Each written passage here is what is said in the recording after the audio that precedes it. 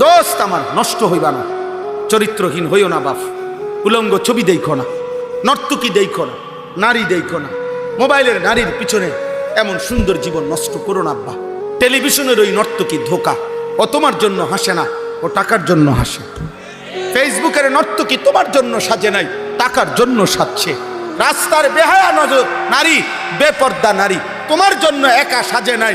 ওই বেডি যা পাউডার লাগাইছে, বেডির কথা হইল বুড়া হোক, জোয়ান হোক, 80 বছরের বুড়া হোক, 16 বছরের ফোলাইন হোক, যেই হোক, সবার জন্য দেখাইলাম যে পারো চাও। নাহলে কি, নাহলে মহিলা লিখে রাখো যে কমপক্ষে 30-এর উপরে ব্যক্তিদের জন্য দেখা নিষিদ্ধ, এমন, অথবা আইন করুক। কি তাইলে বুঝাই গেল বেহুদা।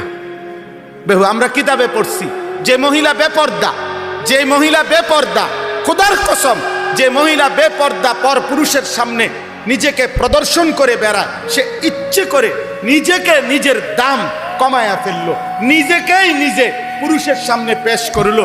যার ভাল লাগে চাইতে থাকো, কিন্তু যে নারী ইমানদার, যে নারী চরিত্রবান, যে নারী পর্দানসীন, যে নারী ইজ্জতের কদর বোঝে, যে নারী সতীত্বের কদর বোঝে, যে নারী পর্দার কদর বোঝে, যে নারী নিজেকে আড়াল করে রাখে, তো হাজার পুরুষ তাকে খুঁজে তালাশ করে সুনির্দিষ্ট পদ্ধতিতে বিবাহের প্রস্তাব দিয়ে অভিভাবকদেরকে রাজি করাইয়া এরপরে তারে ঘরে নিতে হয়।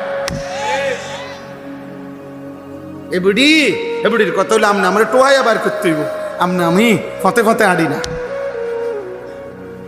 আমরা কিতাবে পড়ছিলাম সম্রাট দিল্লির বাদশাহ আওরঙ্গজেব আলমগীর, আপনারা অনেক সবাই নাম জানেন।